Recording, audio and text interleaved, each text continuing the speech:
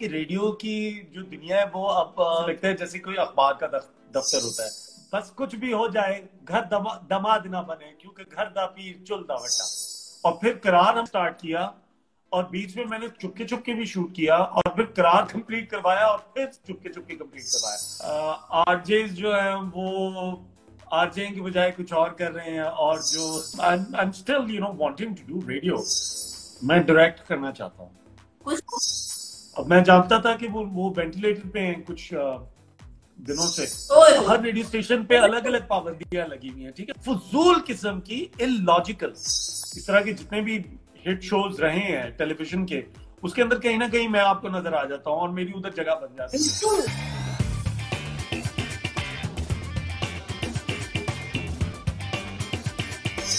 Ali Safina, where have you been? Why are you not on radio? ये क्या हुआ, कहाँ चले गए हैं? मैं बस मैं जरा हाइबरनेशन मोड में चला गया हूँ थोड़ा सा। मुझे ऐसे लगा कि बहुत सारा रेडियो कर लिया, बहुत होस्टिंग कर ली, थोड़ा सा अपने आप को वक्त देना चाहिए, थोड़ा फैमिली को टाइम देना चाहिए। और मैंने सोचा कि मैं कुछ एक्टिंग करूं, और कुछ कुछ और करूं, कुछ अलग करूं। तो बस उसी चक्कर में थोड़ा सा गायब हुआ। क्या Ali, because you have been a prominent face and a voice of समा, आपको याद नहीं आता? आपको वो जुनून नहीं? हाँ, यानी याद तो बहुत सारी चीजें आती हैं। देखिए, मैं अल्लाह का शुक्र अदा करता हूँ कि मुझे अल्लाह मियाँ ने बहुत अच्छे टाइम पे मुझे ये मौका मिल गया था कि मैं रेडियो करूँ, टेलीविजन पे मैं होस्टिंग करूँ एज ए वीजे, और उसके साथ साथ एक्टिंग में कदम रखा मैंने एक ऐसे टाइम पे जब नए लोगों को जो है अच्छे बड़े फनकारों के साथ काम करने का इतनी आसानी से मौका नहीं मिलता था, और मुझे मिल गया था।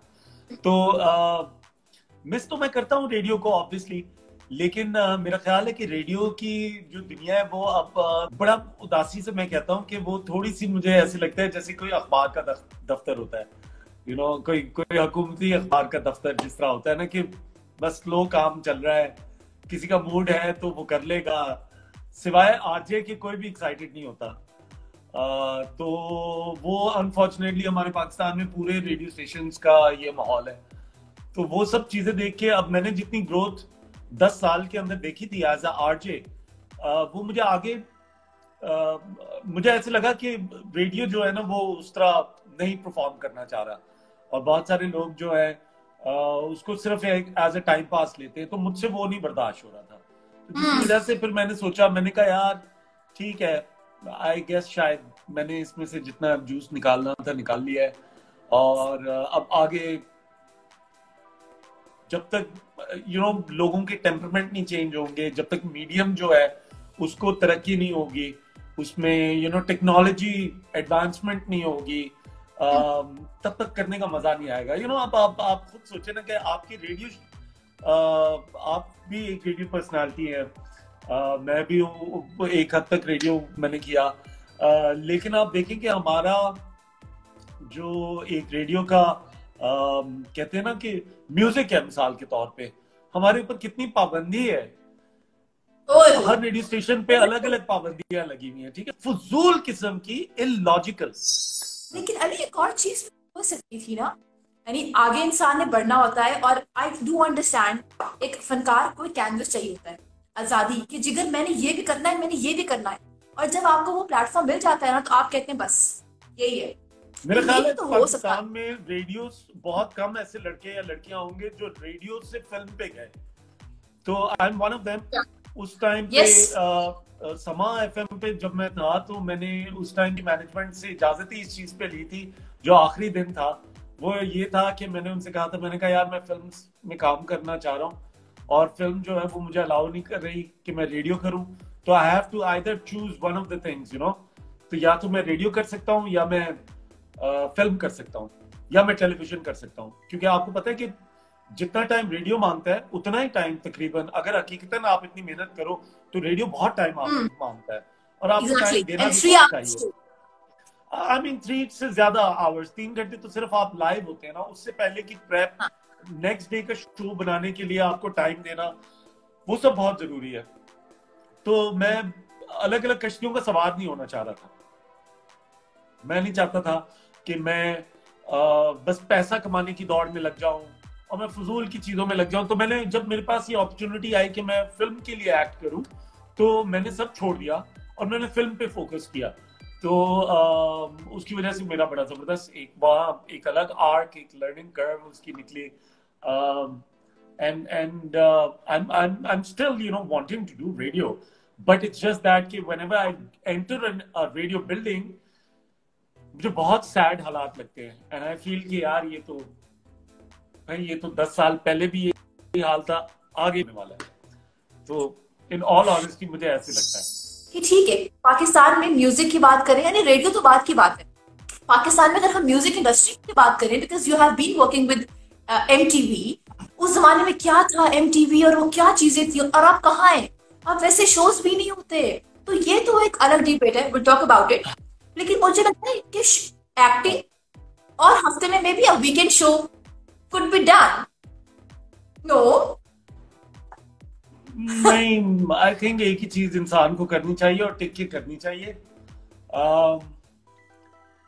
आई मीन बहुत सारे लोग, देखिए अब मसला यही हो गया है ना कि डिजाइनर्स जो हैं वो भी एक्टिंग कर रहे हैं, एक्टर्स जो हैं वो सिंगिंग कर रहे हैं, आरजेस जो हैं वो आरजे की बजाय कुछ और कर रहे हैं, और जो इनको जो काम करना चाहिए ना, बट सारा मेरे कहने का मतलब ये है कि जिनको जो काम करना चाहिए वो नहीं कर रहा, ठीक है ना।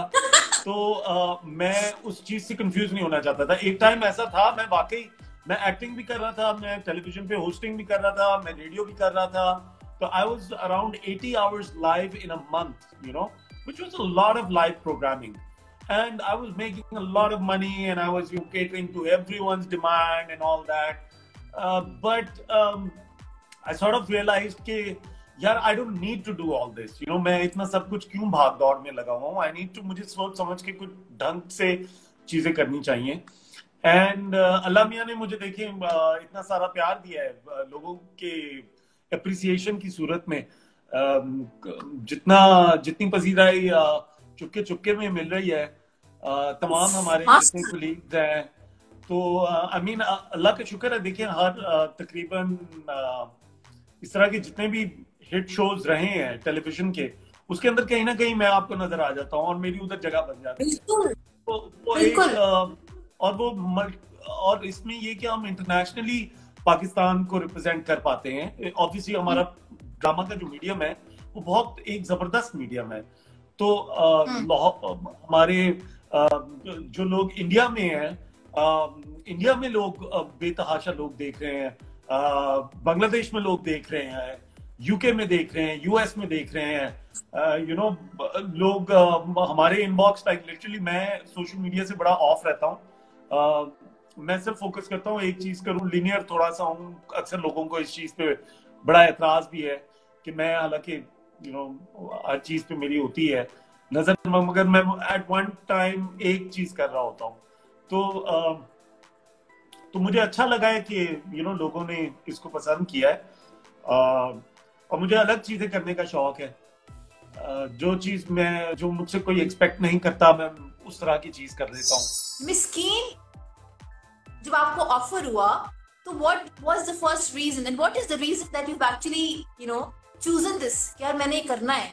क्योंकि काफी इसको तनकीद भी मिली है, पजीराई भी मिली है, और उसी की वजह से ये अब हर जगह इसके ऊपर बात हो रही है। So why have you opted for this character? Actually, मेरे बस में होता तो मैं इसको कुछ और तरीके से करता। ये जो मेरे डायरेक्टर हैं दानिश नवाज, उन्होंने अलग उनकी सोच थी, उनका एक वो था। ऑब्वियसली चैनल के लोग होते हैं जो लुक एंड फील बनाते हैं, लेकिन मेरे जो डायरेक्टर हैं दानिश नवाज, वो एक बड़े मंजे हुए डायरेक्टर है। वो मंजे हुए अदाकार भी हैं, कॉमेडी को बहुत अच्छा जानते हैं, सीरियस काम को बहुत अच्छा जानते हैं, और वो बारहा डिलीवर कर चुके हैं। तो जब मुझे ये मौका मिला कि मैं, इससे पहले तो मैं दानिश के साथ एज एन एक्टर हम लोगों ने काम किया हुआ था, एक आधी टेलीफिल्म के अंदर और इस तरह शोज के अंदर हम लोग सोशली एक दूसरे को जानते थे, मगर जब मुझे ये मौका मिला कि दानिश नवाज करेंगे, डायरेक्ट करेंगे, तो मैंने कहा अरे यार ये तो बड़ी अच्छी बात है कि हमारे जो दानिश जैसे जो जबरदस्त फ्रेश डायरेक्टर्स हैं, अच्छे क्विक काम करने वाले, उनके साथ काम करने का मौका मिलेगा। तो I think total credit in लोगों को जाता है, जो हमारी प्रोडक्शन है, जो हमारी राइटर है, जिन्होंने लिखा है। एब्सोल्युटली। तो जब इनिशियली ये मुझे ऑफर हुआ तो उस टाइम पे ये कहा गया था कि सफीना पिछली टीम में से, जो पिछला सुनो चंदा हमारा हिट हुआ था, तो उसमें से कुछ लोग थे जो वो कह रहे थे कि यार उसमें से कुछ चेहरे हैं, उनमें से आपका जो है ना रिकमेंडेशन आई है कि आपको इस बार भी करना है। तो मैंने कहा अच्छा चलो ठीक है, कर लेते हैं। है क्या? तो उन्होंने जब मैंने लास्ट टाइम पूछा था तो वो ये था कि चीचा वतनी का वो कैरेक्टर था जो चौधरी जवाद था, लंबरदार। इस बार जब मैंने नाम सुना तो उन्होंने मुझे ये बताया कि यार ये घर दामाद है, सादकाबाद का रहने वाला है और सरायकी में बात करता है। तो ये तीन चीजें मेरे दिमाग में एक बहुत अच्छा उसने खाका बनाया और मुझे ऐसे लगा कि हाँ रिप्रेजेंटेशन होनी चाहिए, जरा हट के है चीज, तो करते हैं। तो वो करार, इनफैक्ट हमने ये करार से पहले शूट करना स्टार्ट किया था और बीच में पेंडेमिक की वजह से हम लोग रुक गए और फिर करार हम स्टार्ट किया और बीच में मैंने चुपके चुपके भी शूट किया और फिर करार कंप्लीट करवाया और फिर चुपके चुपके कंप्लीट करवाया। तो ये बैक एंड दोनों कॉन्ट्रास्ट है ना, दोनों किरदार, एक तो बड़ा ही नेगेटिव है ना, मतलब and I don't know what बहुत अजीब सा। हाँ, उसके अंदर ये था कि जो जैसे वो है माया, मिसाल के तौर पे सनम जंग मेरी पुरानी दोस्त है, हम बीचेस रहे हैं, बहुत अच्छा हमने साथ काम किया। तो उस स्क्रिप्ट में मुझे ये था कि हाँ मेरी एक फ्रेंड है, इससे मेरी अंडरस्टैंडिंग है, इसके साथ इस रूप में काम करूंगा तो एक अलग कंफर्ट लेवल भी होगा और मजा भी आएगा। तो हमें बहुत मजा आया। प्लस ये कि एक जो उसके डायरेक्टर बरकत सिद्दीकी, वो उनसे मेरी बड़ी इस चीज पे बड़ी हो रही थी कि मैंने कहा यार क्यों मुझे मूछे दे रहे हैं, क्योंकि मुझे फेक मस्टैश लगानी पड़ रही थी, मैं रियल नहीं ग्रो कर पा रहा था। ऑब्वियसली बिकॉज मुझे चुपके चुपके की शूट करनी थी और चुपके चुपके में एक खास हेयर स्टाइल था, तो वो हेयर स्टाइल मुझे उसको थोड़ा सा चेंज करके एक अलग लुक में आना था। तो वो और फिर फ्रेम ऑफ माइंड दोनों का बिल्कुल मुख्तलिफ है, एक ईस्ट है तो एक बिल्कुल वेस्ट है। तो एक आलिया बुखारी का नॉवल था और एक तरफ जो है वो सायमा इकराम की बड़ी क्वर्की लाइंस और वन लाइनर्स थे। तो आई फील के अच्छा हुआ जो भी हुआ। कोई ऐसी याद MTV की जो कि आप आज भी चेरिश करते हो? तो आपने एक दफा मुझे याद है कि मेरे बॉस जो उस टाइम के थे, उन्होंने कहा कि भाई ये इस लड़के को जो है ना ये शो दो जो कि लाइव रात 8 से 9 बजे होगा। तो लेकिन शो कल से, गजनफर साहब, लेकिन शो जो है वो कल से तुम करोगे। और तो हमारे पास सेट नहीं था, तो सबने कहा सर सेट नहीं है, नया विजय है, ये वो जाया। उन्होंने कहा नहीं यार कैसे जाया होगा, ये कर लेगा। तो लिटरली एक दरवाजा था हमारे ऑफिस में जिसके ऊपर MTV पेंट हुआ था। तो उसी टाइम पे हमने खड़े खड़े फैसला किया कि इस दीवार के ऊपर, इस दरवाजे पे लाइटिंग करके कैमरा उसकी तरफ करो और विजय जो है ना वो दरवाजा खोल के बस आ जाएगा और शो शुरू हो जाएगा। जब शो खत्म होगा दरवाजा खोल के वो निकल जाएगा। तो वो मेरा स्टार्ट बन गया था, मेरा शो उस तरह से शुरू होता था। एंड वो मैंने, यानी वो उस तरह से वो मेरी बड़ी मेमोरी है। फिर उधर मैंने बहुत बड़े बड़े स्टार्स को उसी तरह, वो लोग आते थे और वो कहते यार तुम्हारा सेट कहाँ है, कहाँ शो करेंगे हम? तो मैं कहता था बस 2 मिनट रुके, अभी शो स्टार्ट हो जाएगा। तो जिधर हम कॉरिडोर में जहाँ खड़े होते थे वहीं से हम लोग लाइव चले जाते थे। तो ये एक बड़ी जबरदस्त मेमोरी है। अगर हम बात करें पाकिस्तान के म्यूजिक बैंड की, वो कौन सा ऐसा बैंड है जो कि अली के दिल में बसता है? कोई एक। जुनून। ओह माय गॉड, जुनून यार, उफ सीरियसली। जुनून। अच्छा, ये जो एक डायलॉग है आपका, घर द पीर, बार बार ना लोग लिखे जा रहे because they really want you. तो अब लाइव है, हम एक्सक्लूसिवली विद सारा बलोच, तो हो जाए फिर ये, हम भी तो सुने लाइव। यार वो वक्त मैं तो सबको यही बोलता हूँ, आदमी बस कुछ भी हो जाए घर दमाद ना बने, क्योंकि घर दा पीर चुलदा वट्टा। अरे, ये जो आपका एक्सेंट है, बिकॉज आप ओरिजिनली मुल्तान से हैं, तो क्या ये विरासत में मिला है एक्सेंट, या इस पे काम करना पड़ा? नहीं, आपके सामने मैं अभी तो मिस्कीन की तरह नहीं बात कर रहा ना, तो ऐसा तो नहीं है। हाँ। मगर जो कैरेक्टर है, कैरेक्टर ऑब्वियसली आसानी होती है जब आप किसी एरिया को जानते हैं, उधर के लोगों को जानते हैं। मैं पैदा मुल्तान में हुआ था, रहा मैं उधर कभी नहीं। Ali, you're also working for money back guarantee, ये खबर बिल्कुल सही? हाँ जी बिल्कुल, ये हो चुकी है, ये फिल्म खत्म हो चुकी है। और I mean we were set for release last November 2020 के, एक्चुअली 2019 में मेरा ख्याल, नहीं 2020 में हमने करना था, ये रिलीज करना था, लेकिन ऑब्वियसली वर्ल्ड ओवर पेंडेमिक की वजह से बहुत सारी चीजें जो पाइपलाइन में है वो अभी भी पाइप्स नहीं है। अली, 1 साल हो गया है कोविड को, कोई एक चीज जो कोविड के आने के बाद अली की पर्सनालिटी के अंदर, अली की सोच के अंदर कोई तब्दीली लेके आई हूँ?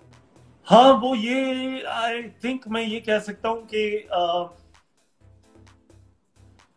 कल की बात है, मेरे दोस्त की, मेरी बेस्ट फ्रेंड की वालदा फौत हुई है। वो मेरा भी उनसे बड़ा करीबी ताल्लुक था। जाहिर सी बात है, आपकी जो होते हैं आपके करीब, आप उनके लिए फील करते हो बहुत। तो वो, हम सुंबुल आपा की बात। जी, मैं सुंबुल आपा की बात कर रहा हूँ। और सुंबुल आपा से बिल्कुल ऐसे था जैसे माँ बेटे का ताल्लुक होता है, तो मेरे साथ ऐसे ही था।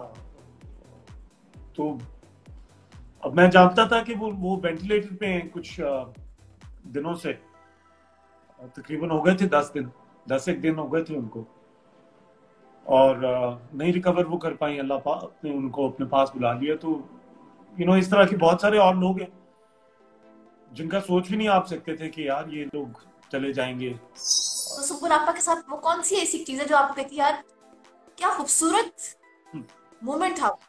मेरी उनके साथ सारी हंसी मजाक की मेमोरीज है, सारी की सारी। मैं कोई एक ऐसी नहीं बता सकता कि, यानी बहुत सारी हंसी मजाक वाली मेमोरीज हैं, बहुत अच्छी मेमोरीज है उनके साथ। और मैं उनको याद भी वैसे ही रखना चाहता हूँ। उनसे मिलके कभी ये नहीं लगता था कि वो कोई मीडिया पर्सनालिटी है, या बहुत एक होमली, एक डोमेस्टिकेटेड माहौल था, बहुत ही प्यार वाली ना। मैं बता रहा हूँ ना आपको यार, कि जिस तरह आपके अपने घर में कोई फर्द होता है, कोई बुजुर्ग होता है, वो वाला हिसाब। अगर हम हिरा के बारे में बात करें, वो क्या एक ऐसी यूनिकनेस है हिरा के अंदर जो हिरा को सबसे मुनफरिद करती है? हिरा की बहुत सारी बातें जो उसको मुनफरिद करती हैं, मगर उसकी जो आई फील जो उसकी, वो सिंसियर है बहुत सारी चीजों के साथ। जैसे कि बहुत सिंसियर है वो अपनी फैमिली को लेके सिंसियर है, वो अपने काम को लेके सिंसियर है, वो अपने बिलीफ सिस्टम में बड़ी सिंसियर है। द काइंड ऑफ अपब्रिंगिंग उसकी हुई है, वो उस पूरे इकोसिस्टम से बड़ा सिंसियर है। तो वो उसकी बड़ी एक चीज है जो उसको मुनफरिद बनाती है। बहुत सारे लोगों को अपने बिलीफ सिस्टम्स का नहीं पता कि वो किस चीज पे बुनियाद रखी हुई है। बहुत सारे लोगों को बड़े मसले होते हैं टू डिसाइड कि किस साइड पे जाना है, आइदर दिस साइड और दैट साइड। तो ऐसा उसके साथ नहीं है जो उसको मुनफरिद बनाती है। अली, करार और साथ में चुपके चुपके, what next do we have? There is an upcoming project called सिलाए मोहब्बत। वो इन दोनों से बिल्कुल मुख्तलिफ है, तो वो भी इंशाल्लाह आप लोग देखेंगे हम टीवी पे ही। आजकल उसकी शूट चल रही थी हमारी, तो जरा ये कोविड की वजह से मुझे ब्रेक लेनी पड़ी है। तो इंशाल्लाह मैं इसे रिज्यूम करूंगा ईद के बाद। कुछ काम मेरा बचा हुआ है, तो वो ईद के बाद मैं उस पर काम करूंगा और कंप्लीट करूंगा, कोशिश करूंगा कि कंप्लीट हो जाए। सो अली, आरजिंग, वीजिंग, shows, acting, drama, film, OTT platforms, ऐसी कौन सी चीज है जो अली करना चाहते हैं वो इन सब से मुनफरिद है? कोई एक चीज कोई है? हम्म, मैं डायरेक्ट करना चाहता हूँ। कुछ डायरेक्ट करना चाहते हैं? ओहो डायरेक्टर साहब,